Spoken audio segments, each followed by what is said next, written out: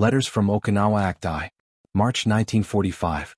The Pacific Ocean stretches endlessly, dark water meeting darker sky, horizon lost in gray distance. USS Indianapolis steams west from San Francisco, carrying secret cargo toward Tinian Island, components for atomic bomb that will end war in 4 months. Though crew doesn't know this, can't know, secrecy surrounding mission absolute. Aboard ship, among 1,200 sailors and Marines, one man writes letters obsessively, compulsively, daily ritual that defines his existence more than naval duties or military routine. Corporal James Sullivan, 22 years old, from small town in Iowa, serves as radio operator in Marine detachment assigned to Indianapolis, though his primary function during this voyage is simply being transported toward Okinawa campaign, next major battle in island-hopping advance toward Japan.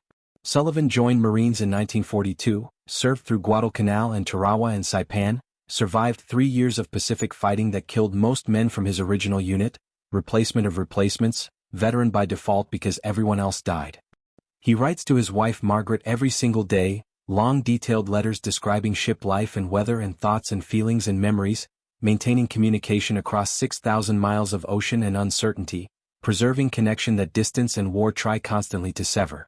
The letters are remarkably consistent, same length approximately, same tone, same careful handwriting, daily discipline that structures his existence around communication, around maintaining relationship through words when physical presence is impossible. Sullivan writes in quiet corners of ship, finding privacy aboard crowded vessel through careful selection of location and timing, avoiding common areas during peak hours, claiming small spaces where he can focus without interruption. He carries special notebook, pages pre-addressed to Margaret, envelopes already stamped, system designed for efficiency, for maintaining daily writing schedule regardless of circumstances or duty requirements. The notebook is worn from constant handling, corners bent, cover stained with salt spray and sweat, physical object representing months of accumulated communication. His letters follow patterns developed over 3 years of correspondence, opening with date and location when censor allows, continuing with description of daily activities when security permits, moving into more personal territory when discussing feelings and memories and hopes. He describes sunsets observed from deck, flying fish breaking surface in ship's wake, stars visible in darkness far from city lights, details that paint picture of Pacific environment for wife who has never seen ocean, who lives in Iowa surrounded by cornfields and familiar landscapes. But he also writes about fear and exhaustion and homesickness, emotions rarely expressed to fellow Marines, feelings incompatible with masculine military culture that values stoicism and emotional control. The letters become confessional, safe space where vulnerability is permitted, where admitting fear doesn't mean weakness, where expressing loneliness doesn't violate warrior codes. Margaret receives these confessions with understanding and support, responds with letters of her own that confirm love and commitment, that promise future beyond war, that sustain Sullivan's hope through present darkness. The correspondence is asymmetric by necessity, Sullivan writing daily but receiving Margaret's responses irregularly, military postal service delivering mail in unpredictable batches, sometimes daily, sometimes nothing for weeks, creating feast and famine cycle that makes mail call emotionally charged event. When Margaret's letters arrive, Sullivan reads them repeatedly, memorizes passages, carries most recent letter in pocket for constant access, physical connection to home that provides comfort beyond words themselves. He's written to Margaret every day since deployment in 1942, 936 letters over 3 years, never missing single day regardless of combat or exhaustion or circumstances. This consistency matters enormously to both of them, represents commitment deeper than marriage vows, promise that war won't destroy their connection, that distance won't erode relationship, that love survives through maintained communication despite everything working against it. The Indianapolis voyage is supposed to take 9 days, San Francisco to Tinian, routine transport mission notable only for secret cargo that Sullivan doesn't know about, classified material stored in special compartments under Marine Guard. The ship runs without escort, faster than convoy speed, relying on speed and secrecy for protection rather than destroyer screen, command decision that seems reasonable given submarine threat assessment and mission urgency. Sullivan writes his 63rd consecutive letter on March 18, describing departure from San Francisco, excitement of finally leaving port after weeks of preparation, anticipation of arriving Tinian and eventually Okinawa, where next battle will occur. He writes about fellow Marines, friendships developed over years of shared danger, bonds forged through combat that peacetime life can't duplicate. He describes weather and ocean conditions, attempts to convey Pacific's vastness to someone who has never experienced horizon unbroken by land. But this letter includes something different, subtle shift in tone, acknowledgement that Okinawa will be dangerous in ways previous battles weren't, that Japanese resistance is intensifying as war approaches home islands, that casualties will be severe regardless of American superiority in equipment and firepower. Sullivan doesn't state this explicitly, doesn't want to frighten Margaret, but concern bleeds through carefully chosen words, appears in sentence structure and subject selection, reveals itself to anyone reading carefully. He writes about hypotheticals, what Margaret should do if something happens to him, practical matters like insurance and savings and family support. The discussion is gentle, framed as routine preparation rather than premonition, but its inclusion breaks 3 years of careful optimism, introduces possibility of death into correspondence that previously maintained faith in survival. Sullivan doesn't know why this letter feels different, can't explain shift except as intuition, feeling that Okinawa represents culmination, that something fundamental will change during coming battle. He seals the letter in pre-addressed envelope, marks it number 63 in corner, adds it to stack of completed letters waiting for mail call, when postal clerk will collect outgoing correspondence and distribute incoming mail. The ship's postal system runs efficiently, processing hundreds of letters daily, maintaining communication network connecting 1,200 sailors and Marines to families scattered across America, institutional commitment to morale through maintained contact. March 19 brings routine steaming, Indianapolis making good time toward Tinian, crew settling into shipboard rhythms, watches rotating, duties performed, meals consumed, endless cycle of naval life at sea. Sullivan writes letter 64 during afternoon watch, describing flying fish he observed, schools breaking surface and gliding dozens of yards before splashing back into water, nature's display that briefly transcends war's mechanical violence. This letter is lighter in tone than previous days, returns to familiar optimism, describes plans for after war, house they'll buy, children they'll have, life they'll build together when fighting ends. Sullivan needs to believe in future, needs to maintain hope that survival is possible, that love will triumph over death, that 3 years of separation will end with reunion rather than casualty notification. The letters sustain this hope, writing forcing him to imagine beyond present danger, to construct narrative where survival is assumed and future is detailed and specific. Days pass in routine succession, Sullivan writing religiously, maintaining perfect consistency despite changing circumstances, letters accumulating in stack growing daily. Some days the writing comes easily, words flowing naturally, thoughts organizing coherently. Other days every sentence requires effort, mental exhaustion making communication difficult, emotional reserves depleted by stress and fear and accumulated trauma. But he writes regardless, commits to daily discipline even when motivation fails, understands that consistency matters more than quality, that maintaining connection requires showing up daily regardless of feelings. March 26, Indianapolis arrives at Tinian, delivers secret cargo in record time, accomplishes mission with efficiency that pleases command but goes unrecognized because mission significance remains classified. Sullivan and Marine Detachment disembark, prepare for transport to Okinawa, next stage in advance toward Japan. The ship, cargo delivered, receives orders to proceed to Leyte Gulf for training exercises, will join task force preparing for final invasion of Japan, routine reassignment that seems utterly unremarkable. Sullivan's letter that day describes Tinian briefly, tropical island transformed into massive military base, airfields and supply depots and thousands of personnel, logistics center supporting Pacific operations. But mostly he writes about anticipation of Okinawa battle, scheduled to begin April 1st, just days away, largest amphibious assault in Pacific theater, operation involving 500,000 troops, naval armada of 1,500 ships, air support from dozens of carriers. The scale is unprecedented, dwarfing previous battles, promising casualties that will exceed anything experienced before. He admits fear explicitly in this letter, abandons previous careful optimism, tells Margaret honestly that Okinawa terrifies him, that he doesn't know if he'll survive, that possibility of death feels more real than ever before. The confession pours out across multiple pages, raw emotion usually contained behind stoic facade, vulnerability only expressible through written words to wife who loves him unconditionally. He apologizes for frightening her, explains that honesty feels necessary, that maintaining pretense seems wrong when stakes are this high. But he ends letter with reaffirmation of love, with certainty that regardless of outcome, their years together were worth everything, that marriage gave his life meaning beyond survival, that knowing her was greatest fortune of his existence.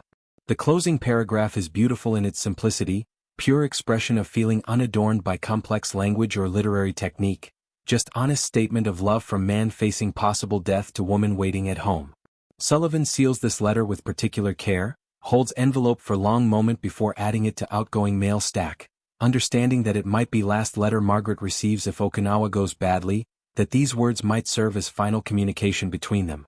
The thought is unbearable but necessary, acknowledging mortality while affirming meaning, accepting death's possibility while insisting that love transcends survival. March 28, Sullivan boards LST heading for Okinawa, joining thousands of Marines crowding onto landing ships, floating barracks carrying assault forces toward battle. The voyage takes 3 days, uncomfortable journey on overcrowded vessel, men packed into holds like cargo, heat and smell and noise overwhelming. Sullivan writes during this transit, maintaining daily letters despite difficult conditions, finding quiet corners on deck where he can work without interruption. Letter 70 describes LST conditions, attempts to convey overcrowding and discomfort without complaining, maintains light tone despite terrible circumstances, protects Margaret from full reality of combat preparation. But letter 71, written as Okinawa comes into view, shifts dramatically, becomes almost stream of consciousness, thoughts flowing without careful structure, emotion overwhelming discipline. He writes about previous battles, about friends killed on Guadalcanal and Tarawa, about randomness of survival, about guilt of living while better men died. He describes nightmares that wake him regularly, visions of combat that replay endlessly, psychological wounds that don't heal despite physical safety. He admits exhaustion, not just physical tiredness but soul-deep weariness, feeling that war has consumed something essential in him, that person Margaret married no longer exists completely, changed by 3 years of violence into someone darker and harder. But he also writes about resilience, about human capacity to endure beyond breaking point, about love as anchor that prevents total dissolution, about letters as lifeline connecting him to humanity when military existence encourages dehumanization. Margaret's responses, even irregular and delayed, remind him why survival matters, provide reason to keep fighting, confirm that future is possible if he can just survive present. April 1, 1945. Easter Sunday. L-Day on Okinawa, largest amphibious assault in Pacific Theater begins, 60,000 troops hitting beaches in first wave, expecting terrible resistance, prepared for casualties matching or exceeding previous campaigns. Sullivan goes ashore in second wave, landing craft approaching beach through heavy surf, anticipating Japanese fire that mysteriously doesn't materialize, discovering that enemy has withdrawn from beaches, allowed Americans to land unopposed. The absence of resistance is unsettling, veterans understanding that Japanese are conserving forces for inland defense, that real battle will occur in mountains and caves, that casualties will mount steadily rather than dramatically, grinding attrition replacing frontal slaughter. Sullivan advances inland with his unit, establishing positions, preparing for fighting that will begin when Japanese reveal hidden defensive positions. He writes letter 75 that evening, first letter from Okinawa combat zone, describing landing and initial advance, noting absence of expected resistance, expressing confusion about Japanese strategy. The letter is brief, exhaustion limiting writing time, but he maintains consistency, refuses to break daily ritual even during combat operations, understands that commitment to Margaret requires showing up regardless of circumstances. Days blur into weeks, combat developing into predicted grinding attrition, Marines advancing slowly against fierce resistance, Japanese defending from caves and fortified positions, every hill requiring assault, every advance measured in yards and lives. Sullivan fights during day, writes letters at night when possible, maintains correspondence despite exhaustion and danger, refuses to abandon communication even when combat makes writing nearly impossible. His letters during this period become shorter, sometimes just few paragraphs, maintaining form without achieving previous depth, but consistency never breaks, every day produces letter regardless of circumstances. Some letters describe combat directly, attempts to convey reality of battle that Margaret needs to understand even though descriptions frighten her. Other letters avoid combat entirely, focus on mundane details, weather and food and minor incidents, providing respite from violence through attention to ordinary moments. Letter 80, written April 15, describes rain, constant downpour that turns battleground into mud, makes movement difficult, transforms foxholes into swimming pools, adds misery to danger. Sullivan writes about trying to keep notebook dry, protecting pages from water damage, maintaining writing implements through difficult conditions, small logistics of correspondence that most people never consider. Letter 85, April 20th, mentions close call, mortar round landing near his position, shrapnel passing close enough to hear, random chance determining survival or death. He writes about this experience with strange detachment, analytical description that masks terror, protective mechanism allowing him to process trauma through narrative distance. Margaret will read these words weeks later, experience retroactive fear for husband who survived but might not have, understand through delayed communication how frequently death nearly claimed him. Letter 90, April 25th, describes exhaustion beyond anything previously experienced, physical and mental depletion approaching total collapse, body and mind demanding rest that combat doesn't permit. Sullivan writes that he's fighting on pure discipline, automatic responses trained through years of combat, conscious thought shutting down as survival instinct takes over. He apologizes to Margaret for letters' incoherence, explains that words fail him sometimes, that expressing experience exceeds language's capacity. But he continues writing, continues maintaining connection, continues refusing to let war destroy communication. The letters pile up in his pack, waiting for mail call that comes irregularly, sometimes collecting for weeks before postal clerk arrives to collect outgoing correspondence and distribute incoming mail. When Margaret's letters finally arrive in batches, Sullivan reads them obsessively, desperate for connection to world beyond combat, for reminder that normal life exists somewhere beyond Okinawa's violence. May begins with intensified fighting, Japanese launching counteroffensive, attacking American positions with suicidal determination, dying in thousands while inflicting steady casualties, proving that taking Okinawa will cost far more than previous battles. Sullivan's unit takes severe losses, replacements arriving constantly, new Marines dying before Sullivan learns their names, turnover approaching total, original unit members reduced to handful of veterans. Letter 100, May 5th, marks milestone, 100th consecutive daily letter written during Okinawa campaign, 636th overall letter since deployment. Sullivan notes this achievement explicitly, tells Margaret that maintaining correspondence through 100 days of combat represents triumph of human connection over war's dehumanizing violence, that their love survives through maintained communication despite everything trying to destroy it. He writes about meaning, about why letters matter so much, about how writing forces him to remain human, to think in language rather than just react to stimuli, to maintain identity beyond Marine Corps designation and combat function. The letters are meditation practice, daily discipline that preserves humanity, insists that he's more than soldier, that marriage and love and future exist beyond present violence. Mid-May brings kamikazes, Japanese pilots crashing planes into American ships offshore, inflicting terrible casualties on naval forces supporting ground campaign, adding new dimension of danger as suicide attacks become routine. Sullivan watches from shore as ships explode and burn, witnesses sailors dying in flames, understands that everyone involved in Okinawa campaign faces death, that danger is universal regardless of service branch or specific duty. Letter 110, May 15th, describes kamikaze attack on destroyer offshore, plane diving through anti-aircraft fire, crashing into ship's superstructure, explosion visible from miles away, smoke rising in black column. Sullivan writes about feeling helpless watching this, about understanding viscerally that survival depends on random chance, that skill and training and courage don't guarantee living through war that deploys industrial violence on unprecedented scale. He writes about randomness obsessively during this period, trying to understand survival's logic, seeking pattern in chaos that has no pattern, attempting to impose meaning on events that resist meaningful interpretation. Some letters develop philosophical arguments about fate and free will, others abandon philosophy for simple description, acknowledging that understanding might be impossible, that experience exceeds comprehension.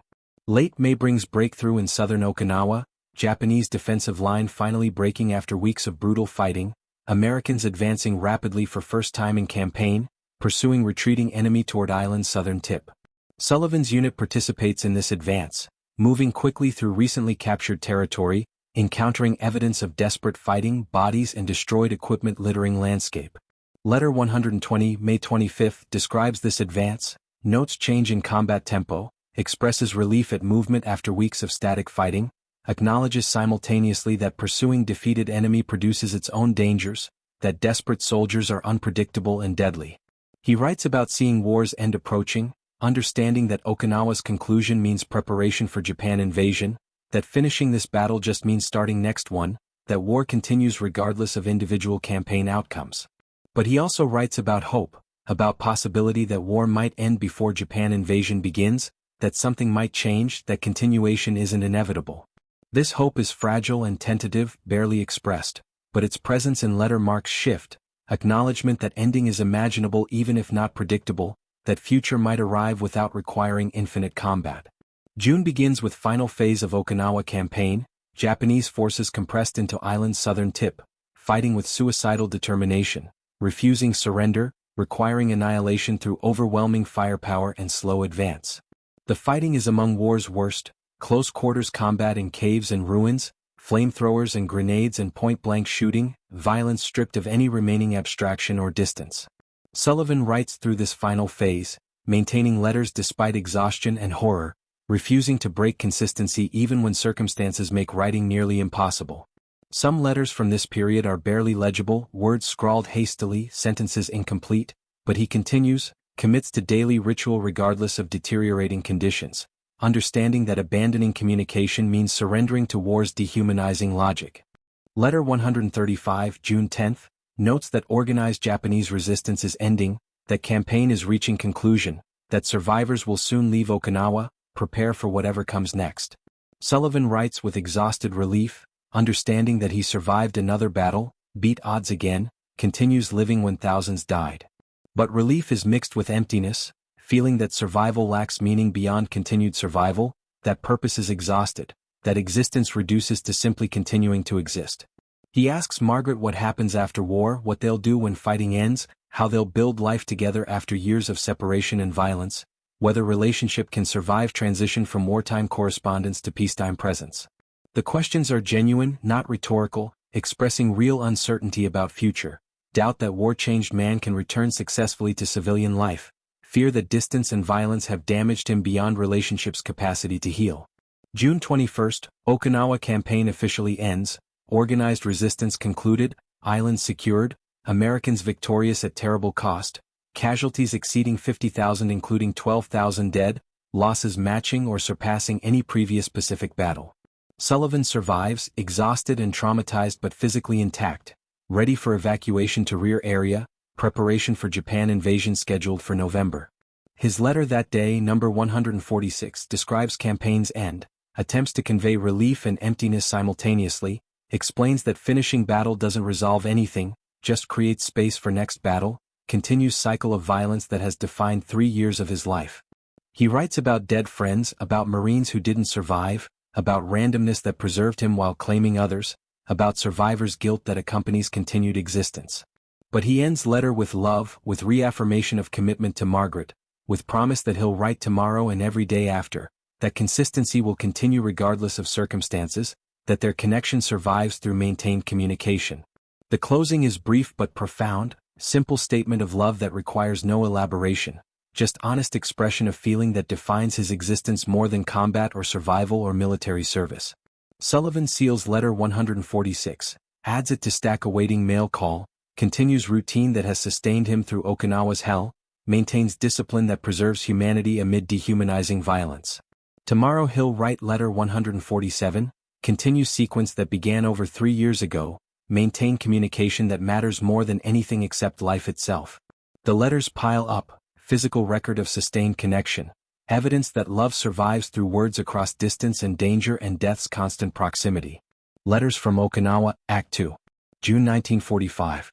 Sullivan and surviving Marines evacuate from Okinawa, boarding transport ships heading toward Saipan, island transformed into massive staging area for Japan invasion, Operation Downfall, planned for November, largest amphibious assault in human history, expected casualties measured in hundreds of thousands. The voyage takes 4 days, overcrowded ships carrying exhausted troops away from one battlefield toward preparation for next. Brief respite between campaigns that provides minimal recovery time but at least offers distance from immediate danger. Sullivan writes during transit, maintaining daily letters despite seasickness and exhaustion, watching Okinawa disappear astern while trying to process 3 months of continuous combat, attempting to convert experience into words that Margaret can understand without experiencing trauma herself. Letter 150, written June 25, describes leaving Okinawa with mixed emotions, relief at survival balanced against grief for friends who didn't leave, guilt for living while better men died, standard survivor's response that Sullivan has experienced after every campaign but never resolves completely. He writes about numbers, trying to quantify loss, attempting to make Margaret understand scale of casualties, 50,000 American casualties including 12,000 dead, 3 months of fighting that killed or wounded equivalent of entire division, losses that would have broken previous generation but are simply accepted as necessary cost of defeating Japan. The numbers are abstract until personalized, until Sullivan lists names, describes individual Marines who died, transforms statistics into human stories that Margaret can comprehend emotionally rather than just intellectually. The transport arrives at Saipan June 29, Marines disembarking into Tent City housing thousands of troops, temporary accommodation while command decides next assignment, bureaucratic limbo where Sullivan and survivors wait for orders, process trauma, attempt recovery before next campaign begins. The camp is chaotic but relatively comfortable, adequate food and clean water and medical care, civilization after months of combat existence, adjustment that proves psychologically difficult despite physical comfort. Sullivan writes letter 154 from Saipan, describing camp conditions, noting contrast with Okinawa, explaining that returning to civilized existence feels stranger than combat did, that normalcy is more disorienting than violence, that mind struggles to adjust to safety after adapting to constant danger. He describes psychological whiplash, inability to relax, constant vigilance despite absence of threat, trauma responses that persist regardless of objective circumstances.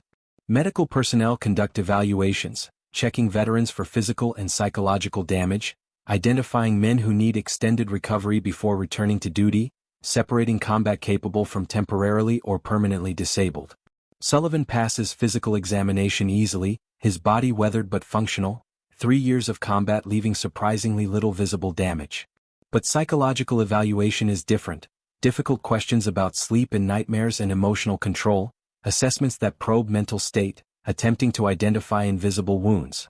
He's diagnosed with combat fatigue, official term for psychological damage from extended combat exposure, condition affecting most Okinawa survivors to varying degrees, normal response to abnormal circumstances, expected consequence of sustained violence and stress. The diagnosis doesn't result in medical discharge, command needs every combat veteran for Japan invasion, can't afford to pull experienced troops from line regardless of psychological state. Instead, Sullivan receives 2 weeks of rest, light duty only, time for psychological recovery before returning to full combat readiness. Letter 160 July 5 describes this diagnosis, explains combat fatigue to Margaret, attempts to convey psychological damage without frightening her, balances honesty about mental state against desire to protect her from full reality of his condition.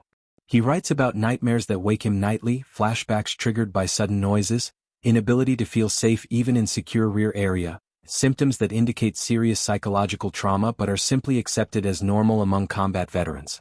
He explains that diagnosis doesn't mean weakness, doesn't indicate failure or inability to continue serving, just acknowledges that sustained combat damages minds like physical wounds damage bodies, that psychological injuries deserve recognition and treatment like visible wounds do. This explanation is for himself as much as Margaret, self-justification against internalized shame about mental health struggles, attempt to accept that psychological damage is legitimate injury rather than personal failing. The 2 weeks of rest prove difficult, free time allowing suppressed emotions to surface, absence of immediate danger removing psychological coping mechanisms that sustained him through combat, creating space for trauma processing that he's unprepared to handle. Sullivan fills time with writing, expanding letters to extraordinary length, multiple pages daily, detailed descriptions and philosophical reflections and emotional confessions that previous circumstances limited. Letter 165 July 10 runs 12 pages, longest letter he's ever written, exhaustive exploration of combat's psychological impact, attempt to explain to Margaret and himself how violence changes people, how killing damages even justified warriors, how death's constant proximity corrodes humanity gradually until recognizing self becomes difficult. The letter is raw and painful, confession of thoughts he barely admits to himself, acknowledgement that war has fundamentally altered him in ways that might never fully heal. He writes about killing, about taking human lives, about moral complexity of combat violence, about difference between abstract justification and concrete reality of ending another person's existence. He describes specific incidents, Japanese soldiers killed at close range, faces he still sees in nightmares, human beings transformed into enemies and then corpses, moral weight of these actions that military training didn't prepare him to carry. Margaret's response, arriving 2 weeks later in mail call, addresses these confessions with remarkable understanding, acknowledges his psychological wounds without judgment, confirms that love survives regardless of damage, promises that healing is possible after war ends, that marriage can provide foundation for recovery. Her words comfort Sullivan profoundly, provide reassurance that trauma doesn't make him unlovable, that Margaret understands war changes people and accepts him despite or because of changes. But her letter also expresses concern, worry about his mental state, fear that psychological damage might be permanent, questions about whether he should request psychiatric evaluation or transfer to non-combat duties, suggestions that he prioritize health over military service. Sullivan reads these suggestions with conflicting emotions, appreciates her concern but resists implications, maintains that he's capable of continued combat service, that temporary psychological difficulties don't indicate permanent impairment. Letter 170, July 15, responds to her concerns, explains that requesting transfer would abandon Marines he served with for years, would violate unwritten code requiring experienced veterans to stay with units, would mean replacements dying in his place, moral calculation that makes self-preservation feel like betrayal. He describes bonds formed through shared combat, loyalty to fellow Marines that transcends self-interest, commitment to unit that makes individual survival secondary to collective obligation. This explanation reveals Sullivan's psychological state more than he realizes, demonstrates that combat has distorted his moral reasoning, that he values abstract loyalty over concrete self-preservation, that trauma has altered his priorities in ways that aren't entirely healthy. Margaret recognizes this in her next response, gently challenges his logic, suggests that self-sacrifice isn't virtue when it destroys person sacrificing, argues that surviving war to build life together matters more than maintaining warrior codes that might kill him. Their correspondence during this period develops into extended dialogue about duty versus survival, military obligation versus personal responsibility, honor versus pragmatism, fundamental questions about how to live ethically during wartime. The exchange is profound and painful, both struggling to understand right action when circumstances make all choices costly, when every decision involves sacrifice, when surviving requires abandoning values or values require risking death. July 20 brings orders, Sullivan's rest period ends, he's assigned to provisional unit training for Japan invasion, intensive preparation for operation expected to be war's bloodiest campaign, estimates suggesting casualties could reach 500,000 Americans, million Japanese, numbers that dwarf anything experienced previously. The training is physically demanding and psychologically exhausting, constant rehearsal of amphibious assault procedures, live fire exercises, preparation designed to maximize combat effectiveness while minimizing casualties. Letter 175 describes training, attempts to convey scale of coming invasion, explains that Okinawa was merely rehearsal for main event, that Japan invasion will be war's culmination, final and most terrible battle.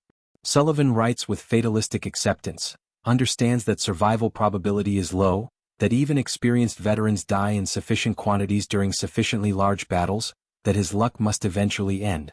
But he also writes about hope, about possibility that something might change before November, that war might end through means other than invasion, that continued fighting might prove unnecessary. This hope is vague and unspecific, wishful thinking rather than reasoned analysis, desperate desire for alternative to planned slaughter. Sullivan doesn't know about Manhattan Project, doesn't understand that alternative exists, can only hope blindly that somehow war will end without requiring invasion he's being trained to execute. August begins with intensified training, final preparations before scheduled deployment toward Japan, units moving through realistic assault exercises, rehearsing every phase of invasion, drilling procedures until they become automatic. Sullivan writes through this training, maintaining letters despite exhaustion, consistency unbroken despite circumstances that make daily writing increasingly difficult. Letter 185, August 5, describes training exercise that went badly, Marines injured during live fire drill, accidents that kill and wound men before battle even begins, preview of coming campaign's violence, reminder that death doesn't wait for official combat to claim victims. Sullivan writes about this with bitter resignation, understands that training casualties are just beginning, that actual invasion will produce losses that make training accidents seem trivial. August 6, routine training day, normal schedule of exercises and drills, nothing to distinguish it from previous weeks of preparation. Sullivan writes letter 186 during evening, standard description of day's activities, complaints about heat and exhaustion, expression of love and longing for Margaret, ordinary letter from ordinary day. He seals it before lights out, adds it to outgoing mail stack, sleeps fitfully through tropical night, dreams of combat and death, nightmares that have become standard for him.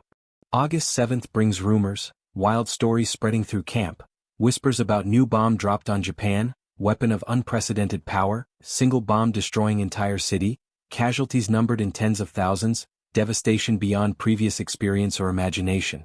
The rumors seem impossible, violate understanding of warfare's scale and physics, suggest weapon that transcends conventional military technology. Sullivan hears these stories with skepticism, assumes exaggeration or propaganda, dismisses claims as too extreme to be credible. But official announcements confirm basics. New weapon called atomic bomb was dropped on Hiroshima, entire city destroyed, casualties still being assessed but clearly catastrophic, weapon representing fundamental change in warfare's nature and war's trajectory. The announcements are careful and vague, avoiding technical details, emphasizing military necessity and potential to end war, framing destruction as path to peace, justifying horror through consequentialist logic. Sullivan writes letter 187 attempting to process this news, struggling to comprehend atomic bomb's implications, questioning what this means for Japan invasion, wondering whether planned operation will proceed or be cancelled, hoping desperately that this weapon might end war without requiring further ground combat. His letter is confused and uncertain, reflecting genuine inability to understand what atomic bomb represents, how single weapon can produce devastation equivalent to months of conventional bombing, what this technology means for warfare's future. August 9th brings second atomic bomb, dropped on Nagasaki, additional Japanese city destroyed, further demonstration of weapons power and American willingness to use it, pressure on Japanese government to surrender rather than face continued atomic bombardment. Rumors intensify, speculation that Japan will capitulate, that invasion will be cancelled, that war might actually end without November's planned slaughter. Sullivan's letter that day expresses cautious hope, understands that surrender might be imminent, that atomic bombs might accomplish what years of conventional warfare couldn't, that he might survive war without enduring Japan invasion. But hope is mixed with horror, understanding that atomic weapons killed hundreds of thousands of civilians, that victory if it comes is purchased through mass death of non-combatants, that moral cost of ending war might be higher than cost of continuing it. He writes about moral complexity, about difficulty of judging atomic bombs' use, about tension between gratitude for not having to invade Japan and revulsion at weapon that kills so indiscriminately.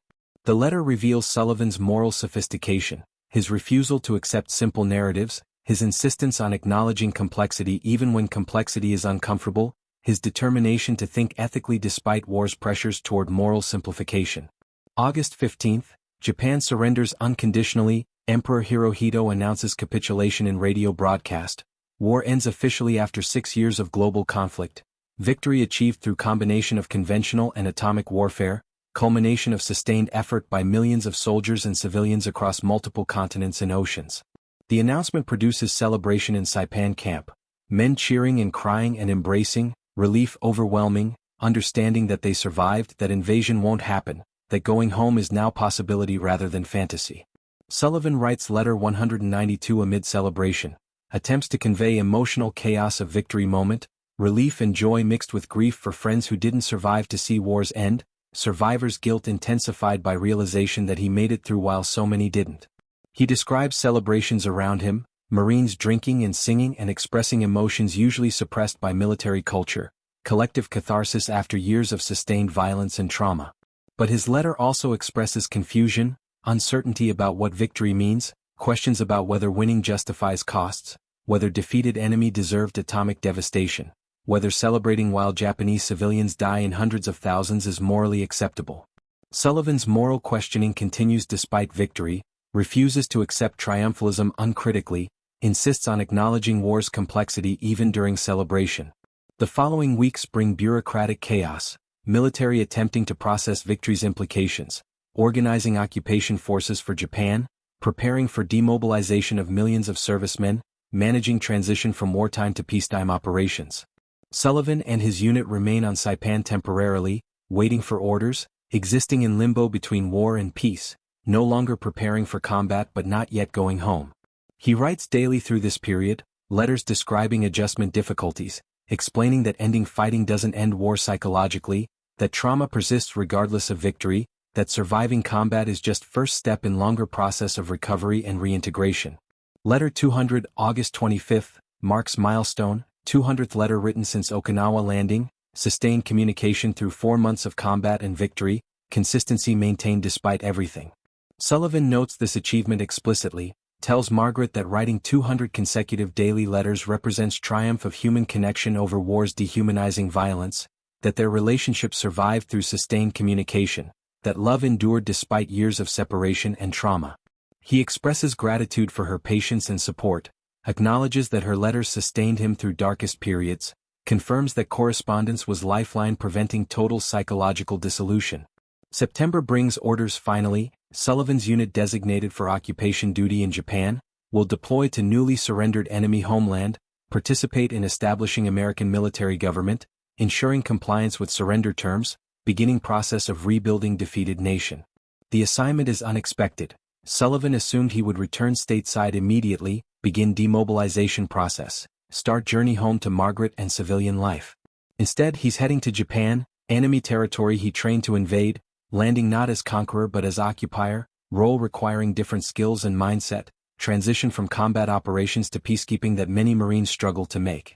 Letter 210, September 5, describes his reaction to these orders, frustration at delayed homecoming mixed with curiosity about Japan, interest in seeing enemy homeland, understanding defeated nation through direct observation rather than military propaganda.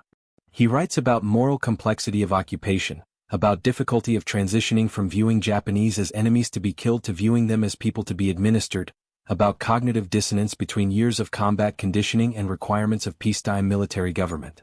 Sullivan recognizes this transition will be psychologically difficult, that changing attitudes developed through 3 years of fighting requires conscious effort and time, that his trauma might make compassionate occupation role nearly impossible. The transport to Japan departs September 10, overcrowded ship carrying occupation forces toward defeated homeland, voyage taking 5 days through waters that months earlier would have been deadly dangerous, now safe because enemy surrendered, dramatic reversal that Sullivan struggles to process fully. He writes during transit, maintaining letters despite seasickness and crowding, describes approaching Japan with mixed emotions, anticipation and dread, curiosity and lingering hostility. Letter 215, September 14, describes sighting Japanese coast, first view of enemy homeland, islands that Sullivan trained to invade, beaches where he expected to die, landscape that looks surprisingly ordinary despite years of imagining it as hostile alien territory. The cognitive dissonance is profound, expectation confronting reality, enemy homeland appearing simply as place rather than battlefield, civilian normalcy persisting despite military defeat. The ship docks at Yokohama September 15, occupation forces disembarking into devastated port city, ruins extending for miles, destruction from conventional bombing visible everywhere, evidence of war's cost written in collapsed buildings and empty lots and damaged infrastructure. Sullivan writes about this destruction with complicated emotions, satisfaction that enemy suffered mixed with horror at devastation scale, understanding that civilians bore costs of military government's decisions, that innocent people died for choices they didn't make.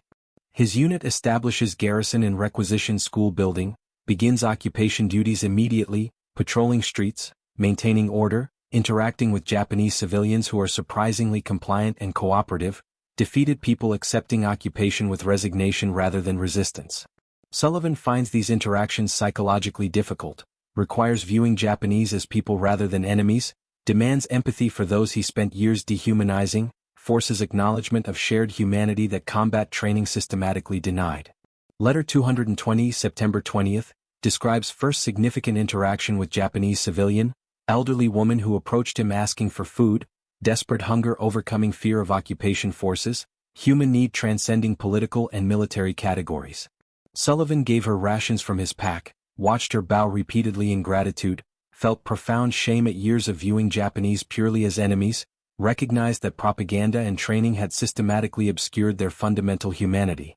He writes about this encounter extensively, analyzes his emotional response, acknowledges that seeing enemy civilians as people requires confronting his own complicity in dehumanization, accepting that combat effectiveness required reducing Japanese to category of targets rather than recognizing them as human beings. This recognition is painful, forces acknowledgement that necessary psychological adaptations for combat came at moral cost, that surviving required damage to his ethical sense that must now be repaired. Margaret's letters during this period encourage his moral reflection, support his efforts to rebuild ethical sensibility, confirm that acknowledging complicity is first step toward healing, that confronting uncomfortable truths about his wartime psychology demonstrates moral courage rather than weakness. Her responses provide psychological scaffolding for his recovery, enable difficult emotional work through confirmation that growth and change are possible. October brings routine occupation duties, Sullivan's unit patrolling regularly, maintaining order, distributing food aid, beginning process of rebuilding basic infrastructure. The work is tedious but meaningful, using military organization for constructive purposes rather than destruction, channel for energy and discipline that combat previously provided.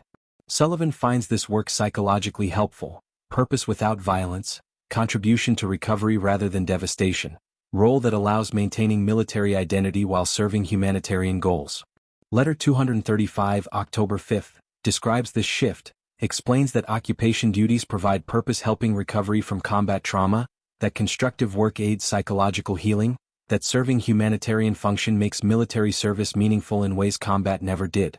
He writes about finding meaning in peace after years of finding it only in war, discovering that human connection and community service provide satisfaction that combat's intensity temporarily masked. He also writes about Japanese people, describes interactions that progressively humanize those he spent years viewing as enemies, acknowledges that individuals he meets are simply people trying to survive impossible circumstances, that political and military categories obscure fundamental human commonality. This recognition is transformative, begins dismantling psychological frameworks that enabled combat effectiveness, reconstructs moral categories destroyed by years of warfare. November brings news about demobilization, point system determining discharge order, veterans with longest service and most combat experience getting priority, calculation suggesting Sullivan will return stateside within months, begin process of separation from Marine Corps and reintegration into civilian life. Letter 250, November 10, Marine Corps birthday, reflects on 4 years of service, 3 years of combat, transformation from Iowa farm boy to veteran Marine, journey that aged him psychologically beyond his chronological 22 years.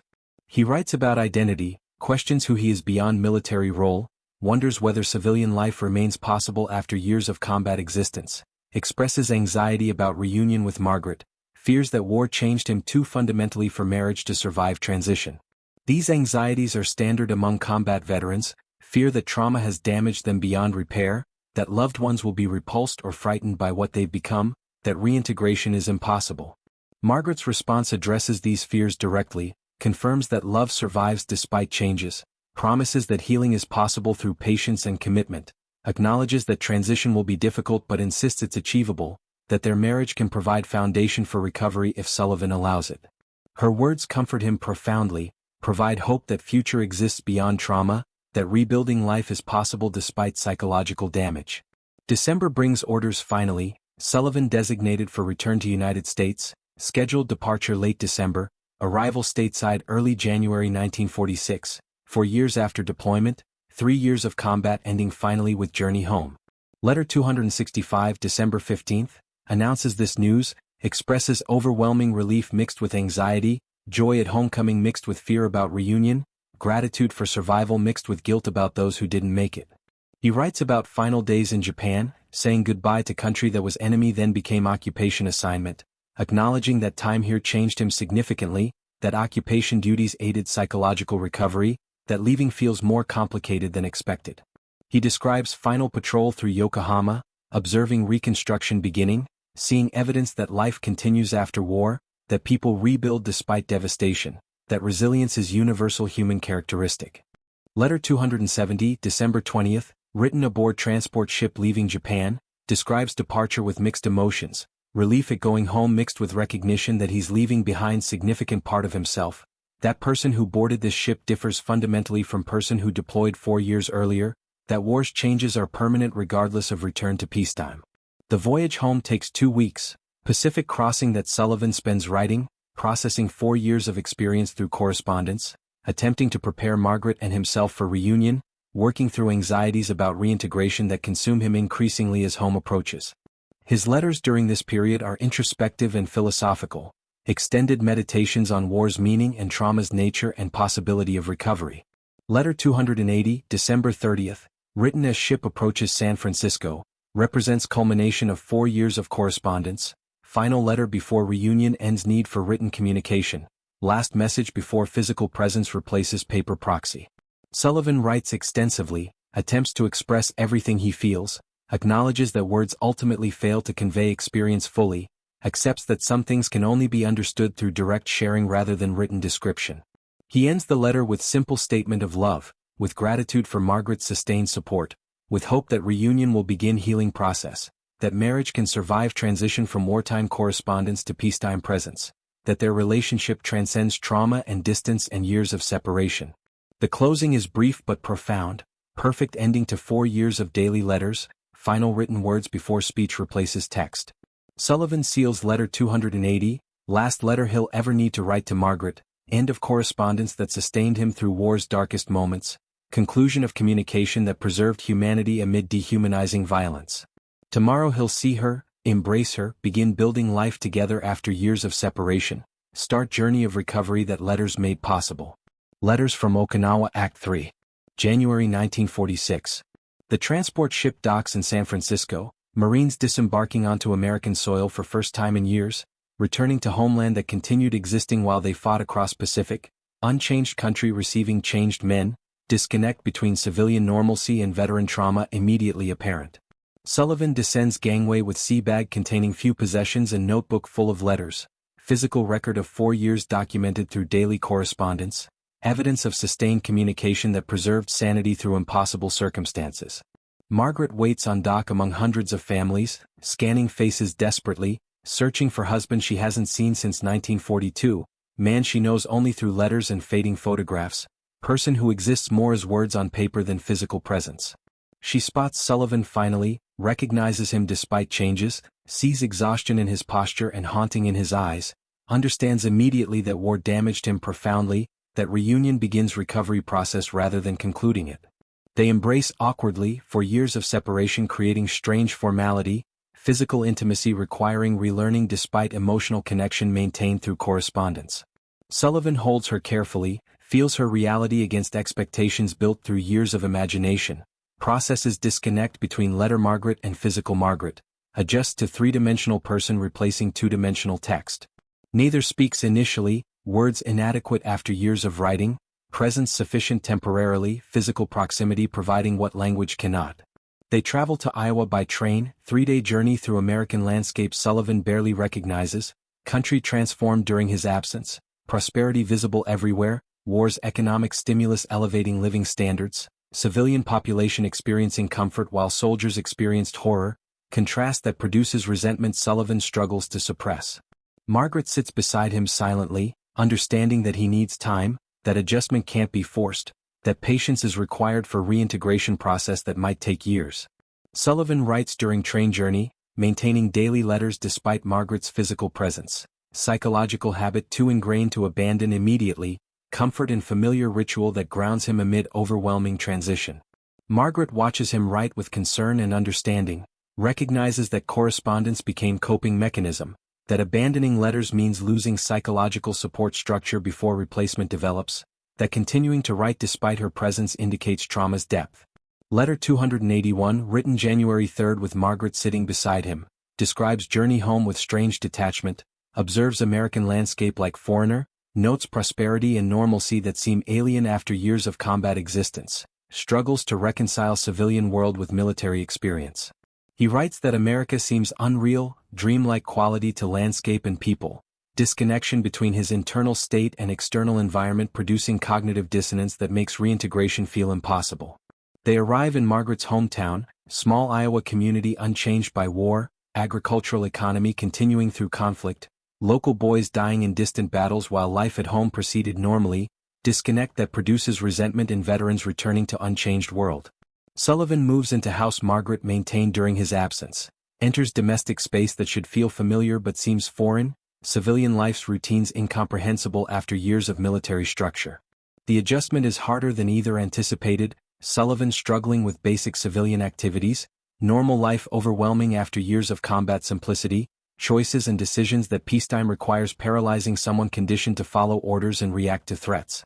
Margaret watches helplessly as he struggles, recognizes trauma's manifestations, understands that healing requires time and patience and probably professional help that post-war America barely acknowledges or provides. Sullivan continues writing daily letters despite living with Margaret, sits at kitchen table each evening composing correspondence to women sleeping beside him each night, absurd ritual that reveals trauma's illogic, demonstrates that psychological damage distorts behavior in ways that conscious mind recognizes as irrational but emotional system requires anyway. Margaret finds these letters sometimes, reads words addressed to her but not given to her, understands through text what Sullivan can't express verbally, learns about his struggles through writing that bypasses his emotional guardedness. Letter 290, January 13, describes nightmare that woke him screaming, combat flashback so vivid that present disappeared temporarily, Okinawa replacing Iowa, bedroom becoming battlefield, Margaret transforming into enemy before reality reasserted itself. He writes about terror of losing contact with present, about fear that trauma might permanently damage his connection to reality, about worry that he might hurt Margaret during flashback, that violence learned during war might express itself involuntarily during psychological episode. He doesn't give Margaret this letter, keeps it with others in growing stack, private correspondence that documents struggles he can't articulate verbally, written confession that provides emotional outlet while maintaining protective distance. The letters become journal essentially, therapeutic writing that processes trauma through familiar format, daily discipline that structures existence when normal routines feel impossible. Margaret discovers letter stack in February, finds hundreds of pages written since homecoming, reads them secretly to understand husband who has become stranger, man whose written words reveal more than his verbal communication, person who expresses vulnerability on paper while maintaining stoic facade in presence.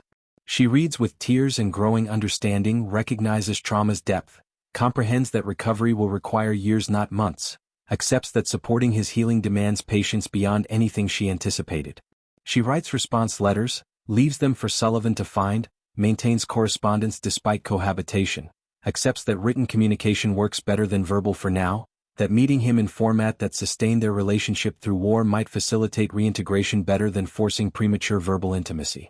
Her letters acknowledge his struggles, express continued love despite difficulties, confirm commitment to marriage regardless of recovery timeline, provide reassurance that he needs but can't ask for directly. This written dialogue continues through spring, Sullivan and Margaret communicating primarily through letters despite living together, absurd arrangement that somehow works, that provides structure for emotional connection while both adjust to physical proximity, that maintains relationship through format proven effective during separation. They speak about practical matters, coordinate daily logistics, handle domestic necessities through verbal communication, but emotional content happens through writing, vulnerability expressed on paper rather than in person.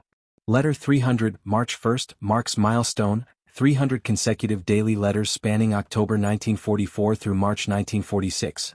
Unbroken sequence through Okinawa campaign and victory and occupation and homecoming, consistency maintained despite radically changing circumstances. Sullivan notes this achievement, questions why he continues writing to wife he sees daily, acknowledges absurdity while defending necessity, explains that letters provide psychological safety that verbal communication doesn't, that writing allows emotional expression that speech inhibits. He writes about trauma's nature, attempts to explain to Margaret and himself why readjustment is so difficult, why civilian life feels impossible despite being objectively easier than combat, why safety is more terrifying than danger was, paradoxes of psychological damage that resist logical analysis. He describes hypervigilance that makes relaxation impossible, startle responses triggered by innocent sounds, emotional numbness that prevents feeling joy despite wanting to, symptoms that indicate serious trauma requiring treatment that 1946 medicine barely comprehends.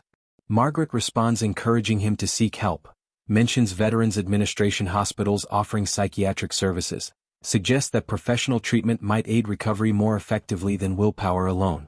Sullivan resists initially, views psychiatric treatment as admission of weakness, accepts physical wounds but stigmatizes psychological damage, internalizes military culture that valorizes stoicism and dismisses mental health struggles as character failures. But nightmares worsen through spring, combat dreams increasing in frequency and intensity, sleep becoming battlefield where Okinawa repeats endlessly, where friends die repeatedly, where Sullivan's survival guilt processes through symbolic reenactment. He wakes screaming regularly, disturbs Margaret constantly, exhausts himself through interrupted sleep, deteriorates physically from psychological strain. The situation becomes unsustainable, obvious even to Sullivan that continuing without intervention guarantees breakdown. Letter 320, March 21, admits defeat, acknowledges that he needs professional help, accepts that trauma exceeds his capacity for self-management, agrees to contact Veterans Administration about psychiatric treatment. The admission is painful, contradicts military identity built on self-sufficiency and stoicism, requires accepting vulnerability that warrior culture systematically denies. But continuing to suffer seems worse than seeking help, practical necessity overriding ideological resistance. He enters Veterans Administration Hospital in April, inpatient psychiatric unit treating combat trauma, facility overwhelmed by veterans experiencing similar struggles, institutional recognition that war produces psychological casualties requiring systematic treatment. Sullivan finds strange comfort in being surrounded by traumatized veterans, understands that his struggles aren't unique or shameful, that combat damage is normal response to abnormal circumstances, that seeking treatment indicates strength rather than weakness. The treatment is primitive by future standards, 1946 psychiatry lacking sophisticated understanding of trauma, therapeutic interventions limited to talk therapy and rest and occasional sedation, nothing approaching modern trauma treatment. But the validation matters enormously, medical establishment acknowledging that psychological wounds are real injuries deserving care, institutional recognition that mental health struggles aren't character failures but legitimate consequences of combat exposure. Sullivan spends 6 weeks hospitalized, participates in group therapy with other veterans, discusses combat experiences with psychiatrists, processes trauma through structured therapeutic setting. He continues writing daily letters to Margaret despite separation, maintains correspondence that sustains connection, describes treatment and insights and gradual psychological improvement. The letters shift during this period, become more analytical and less purely emotional, demonstrate growing capacity to examine his trauma from slight distance, emerging ability to think about psychological damage rather than simply experiencing it. Letter 350, April 20th, describes breakthrough in therapy, moment when Sullivan recognized that survivor's guilt wasn't rational judgment but trauma symptom, that feeling responsible for friends' deaths distorted his moral reasoning, that accepting survival doesn't dishonor those who died. The insight doesn't eliminate guilt immediately, but creates psychological space for processing, allows beginning to separate justified grief from irrational self-blame, starts dismantling emotional logic that sustains suffering. He writes about other veterans in treatment, describes their struggles and insights, recognizes common patterns in combat trauma, understands that his experience isn't unique, that war damages predictably, that recovery follows patterns that can be studied and addressed systematically. This recognition is comforting, reduces isolation, confirms that healing is possible because others have achieved it, provides hope that recovery isn't fantasy but achievable goal requiring time and effort. Margaret visits weekly, participates in family therapy sessions, learns about trauma's nature and recovery's requirements, understands how to support healing without enabling avoidance, discovers balance between patience and encouragement, between acceptance and pushing for growth. These sessions strengthen their relationship, create shared understanding of challenges ahead, establish framework for collaborative recovery where both participate actively rather than Margaret simply enduring Sullivan's struggles passively. Sullivan is discharged in late May, returns home with better understanding of his trauma and strategies for managing symptoms, equipped with coping mechanisms that hospital provided, connected to outpatient support that will continue treatment. He's not healed, psychiatrist emphasizes that recovery takes years, that setbacks are normal, that progress isn't linear.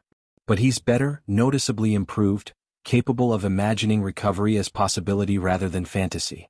Letter 375, May 25, describes homecoming from hospital, notes differences from January arrival, recognizes growth despite persistent struggles, acknowledges that healing is occurring even if incompletely, accepts that recovery is process not event, journey measured in increments rather than dramatic transformation.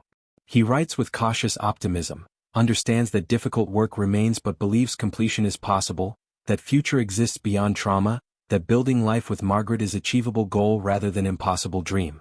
Summer brings employment search, Sullivan attempting to find civilian work, applying skills developed through military service to peacetime economy, discovering that veteran employment is complicated despite patriotic rhetoric about supporting those who served. His combat experience translates poorly to civilian jobs, trauma symptoms make interviews difficult, Gaps in work history require explanation that reveals psychological struggles employers view skeptically. He faces rejection repeatedly, understands that being combat veteran is social liability despite official gratitude, that civilian world values his service abstractly but hesitates to employ him practically. He finds work finally in July, warehouse position requiring minimal social interaction, physical labor that exhausts body and occupies mind, routine work that provides structure without demanding emotional engagement. The job is beneath his capabilities, pays poorly, offers no advancement potential, but provides income and purpose, gives him reason to wake daily, contributes to household and self-respect. Margaret never questions the job's limitations, understands that any employment represents progress, that rebuilding life happens incrementally through small successes rather than dramatic achievements. Letter 400, July 1st, marks another milestone, 400 consecutive letters spanning 9 months since returning home, sustained correspondence documenting reintegration struggles and gradual recovery, written record of healing process that might otherwise be invisible. Sullivan reflects on these 400 letters, notes patterns in his writing, observes psychological changes revealed through shifting language and concerns, recognizes that letters provide objective evidence of recovery that subjective experience obscures. He writes about employment, describes warehouse work without complaint or self-pity, accepts current limitations while maintaining hope for eventual improvement, demonstrates psychological resilience that treatment helped develop. He mentions co-workers, veterans and civilians mixing in workplace, describes interactions that sometimes challenge him but increasingly feel manageable, notes that social capacity is gradually returning, that trauma's isolation is lifting slowly as healing progresses. Margaret stops writing response letters during summer, begins communicating verbally more frequently, initiates conversations about feelings and future, tests whether written correspondence remains necessary or if verbal intimacy is becoming possible. Sullivan responds cautiously at first, maintains letters initially despite her verbal outreach, clings to familiar format that sustained relationship through war and homecoming. But gradually he engages verbally more often, discusses emotions in conversation rather than only through writing, takes risks with verbal vulnerability that earlier felt impossible. Letter 425, July 26, acknowledges this shift, notes decreasing psychological need for written communication, recognizes that verbal intimacy is developing, accepts that letters might eventually become unnecessary, that format that saved their relationship during separation might give way to more immediate communication now that they're together. The recognition is bittersweet, grateful for progress but sad about losing ritual that provided comfort and structure, ambivalent about abandoning practice that defined their relationship for years.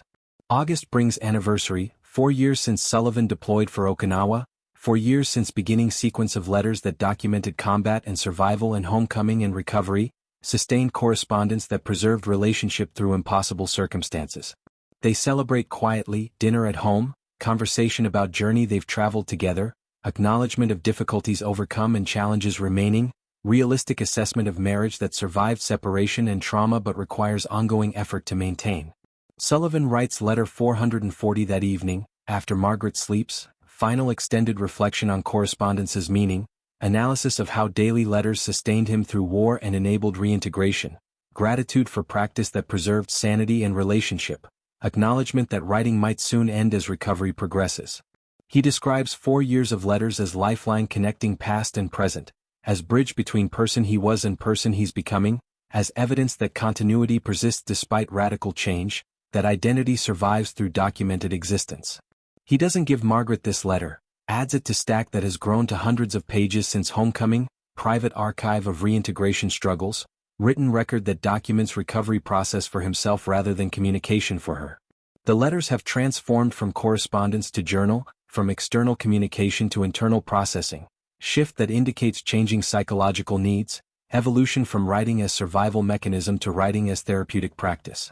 September brings decision. Sullivan chooses to stop daily letters, to end 4-year practice of writing to Margaret each evening, to transition completely to verbal communication, symbolic acknowledgement that recovery has progressed sufficiently that he can abandon coping mechanism that sustained him through trauma. The decision is difficult, ending ritual that provided comfort and structure, abandoning practice that defined his identity for years, accepting that healing means relinquishing familiar patterns even when relinquishment is frightening. Letter 450, September 1st, is final letter to Margaret, last in sequence begun October 1944, conclusion of correspondence that spanned Okinawa campaign and occupation and homecoming and recovery, sustained writing practice that preserved relationship and sanity through impossible circumstances. Sullivan writes extensively, attempts to express everything he feels about ending practice, acknowledges letters' importance while accepting their obsolescence, recognizes that progress requires releasing survival mechanisms when they become obstacles rather than aids. He thanks Margaret for patience, for enduring 4 years of separation plus difficult homecoming, for supporting recovery through methods that probably seemed bizarre, for maintaining faith that healing was possible when evidence suggested otherwise. He acknowledges that correspondence sometimes substituted for genuine intimacy, that hiding behind written words avoided confronting difficulties directly, that continuing to write despite cohabitation indicated trauma's persistence rather than relationship's health. But he also defends letters' value, argues that daily writing preserved connection when verbal communication failed, that maintaining correspondence sustained relationship during period when more immediate intimacy was impossible, that accepting temporary substitution was wise rather than weak, pragmatic rather than avoidant. He writes that letters saved their marriage by providing format that worked when direct communication didn't, that writing enabled relationship survival until verbal intimacy became possible again. The letter ends with simple statement of love, with commitment to marriage going forward, with hope that future will be happier than past, with faith that recovery will continue, with gratitude for Margaret's presence and support. The closing is brief but profound, perfect ending to 4-year correspondence, final written words before speech completely replaces text, conclusion of practice that defined relationship through separation and sustained it through reintegration. Sullivan seals letter 450, places it with others in box that contains entire correspondence, physical archive of 4 years documented through daily writing, evidence of sustained communication that preserved relationship through war and homecoming. He gives box to Margaret that evening, explains that these letters document journey they traveled together, that reading them might help her understand struggles he experienced, that correspondence provides record of recovery that might otherwise be invisible.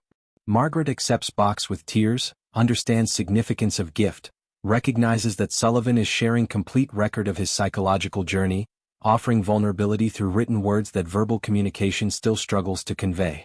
She promises to read letters carefully, to honor trust he's extending, to use them for understanding rather than judgment, to recognize documented struggles as evidence of strength rather than weakness. They begin new phase of marriage, relationship based on verbal communication rather than written correspondence, intimacy developing through direct contact rather than mediated through text, connection that trauma delayed but didn't destroy, love that survived separation and damage and slow painful recovery. The transition isn't perfect, setbacks occur regularly, trauma's effects persist despite progress, healing continues being gradual and incomplete. But Sullivan improves steadily through fall and winter, symptoms decreasing in frequency and intensity, psychological functioning gradually normalizing, capacity for civilian life emerging as military identity recedes.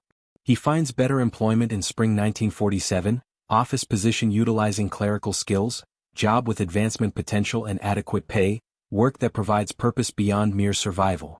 Margaret becomes pregnant that summer, announces she's expecting in August, news that terrifies and delights Sullivan simultaneously, forces him to imagine future concretely, to accept that life is continuing despite trauma, that building family is possible despite psychological damage.